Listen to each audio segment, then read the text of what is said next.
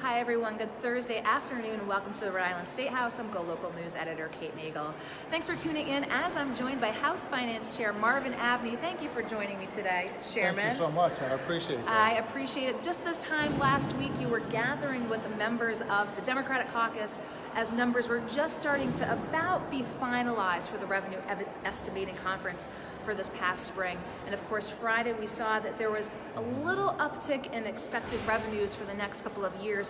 But you're cautioning folks that $27 million is just a drop with what was still a looming deficit moving forward.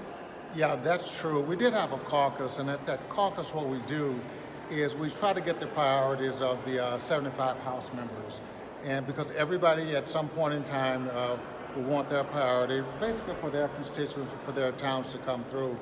But I just want to dispel a myth right away, is that just because the numbers came in better than what we expected, that does not mean we have a surplus. And it doesn't mean the candy store is open either. We have a very deliberate process by which we conduct and put the budget together. And it's done in cooperation with the Senate and with the members of the governor's team. So that was a very logical way we do this. But just because the numbers were better, that does not mean that everybody can get everything they want, because that's not going to happen. Had you anticipated them being higher as we're leading up again to the months of May and the Revenue Estimating Conference from what you'd seen and what you'd heard? Was this any surprise to you? Well, the last part of the number may have been a little surprise, but we can see things monthly, and I wasn't completely surprised that we were doing better than what we should. But again, I just want to caution that just because the numbers are as they are, that does not mean at all that I'm going to change my strategy on how we put this budget together. And talk with us a little bit about that strategy, again, about what the state can afford moving forward, balancing it with the needs of its citizens.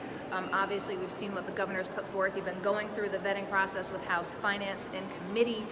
Tell us a little bit about what you're looking for in crafting the House budget for fiscal year 20. Yeah, one of the things I look for, particularly if it's a new program, is that did the old one work? What is it replacing? And if it's a new program, how much does it cost? Can we afford it? My philosophy is that if we can't afford it, then why do it at that point in time?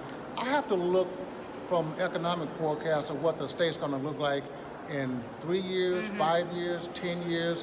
And I don't work off of a budget or work off of a process that gives me a little bit of a bounce here. That's not the way you do it when you're trying to make sure that you don't put the state in a position that if we do have an economic turn down, that then a lot of the programs that we have that are in motion, that we have to change them. And that's what happened in many of the cases before. Okay. The state was doing very well, but you had to change it when the economics changed. So you're warning folks, being cautious, again, having heard from members last week on that Thursday in the caucus about what their priorities are. Now we know what the lay of the land looks like moving forward. Let's talk about a few things. Let's talk about sports betting. Obviously, we saw where the numbers lay for FY19, again, being ahead of what has actually come in so far. Let's talk about what has been budgeted for FY20. Now, of course, mobile sports betting is a big X factor as well. And how much are you confident in these numbers budgeted for FY20, both with that question of when mobile sports betting is going to come online, hearing potentially maybe by the fall, and of course Massachusetts looking to come online with sports betting as well. Do you think those factors have been built into what the projection is for sports betting for FY20 after what we've seen from FY19? Well, I'm always cautious of what you can get from betting of any kind. It is a help, that's true, but I'm very, very conservative when it comes to trying to guess and trying to plan off numbers that can change in a heartbeat. It just depends on what's happening in the world of athletics a lot of times as to whether or not the sports betting is going to do well. Or it depends on, sometimes you have these programs that looks very good in the beginning, and then later on people go, well, I'm not going to spend this much money. So I don't get swayed at all about trying to put numbers into something like sports betting. I'm the kind of person, I need to be able to forecast it a lot better than that.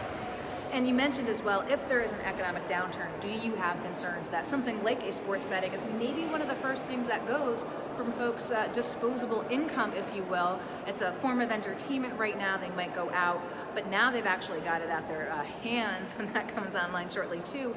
But if there is an economic downturn, do you have concerns about the state's reliance on sports betting when folks might say, you know what, that's when I might have to cut? I have concern whenever you attach a program to something like sports betting, and then you do what we call book numbers on that. That's a crazy way to put it, booking numbers. But I have a problem when we book numbers connected to something that is so fluid at times. It seems great. It could be anything. It could be sports betting. It could be, sales from marijuana. You name it. It's not just one thing. So I have a real hard time of connecting a specific program that has to last for 5, 10, 15 years on something that may change as the economy does. But so the I'm economy very conservative. And competition for Massachusetts as well. Competition is always an issue, and even in those states where sports betting was and is doing very well, as I said before, when people get used to it and it's not a novelty anymore, it changes sometimes. So I don't do voodoo economics when I do this budget. I base it off things that we can actually try to predict. And one of the things that I've spoken with the Speaker and the Senate President about is the proposal in the governor's budget for the legalization of marijuana. Now, going through the House committee process here, what do you think the prospects for that are moving forward now in FY20? Well, I could tell you what I thought the process is, but that's not what it might end up being. I really don't know. We're in the process now, as you know, of all of our subcommittees. I'm with my chairman, and I'm discussing these things at this point as to, it's not so much what the public thinks, that's a big deal, but I have to again look and see what does it do for us when we're trying to put a budget together 5, 10, 15 years from now.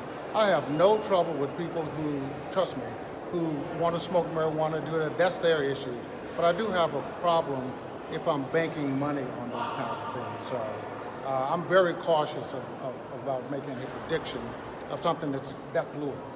Anything else you want to tell viewers while we're here? Again, it's May, looking towards crafting that House budget that will be coming out in a week's time. Again, you said at the outset, don't get to that $27 million ahead of where the state thought it would be. Isn't, as you said, the candy store. You got to remember, we have a lot of new programs that the governor's asked us to take a look at, and we're looking at those. But we also have 75 representatives and 38 senators that have projects of their own in their own communities. So we're in the process of going through all of those bills at this point. So I have to take in consideration what's important to our members, and we know what's important to the people through their members, and it's not always what you see in the news. So as we go forward, we're going to try to make sure that we incorporate as much of the concerns of our members, both in the House and in the Senate. So you'll see us doing that in the House Finance part of it. We have some more hearings. The governor, I had a program looking at how to make things better, and so we're going to take a look at that particular report to see what that looks like. And so based on all of those, we will then make some tough choices. We have a lot of tough choices to make, so the candy store is not open. Well, I appreciate your taking the time, again, having that clearer picture. House Finance Chair Marvin Abney, thank you for joining us this afternoon at the Rhode Island State House. We'll be back soon with more Go Local Live for you, but again, here at the State House, I'm Go Local News Editor Kate Nagel. Thanks, everyone.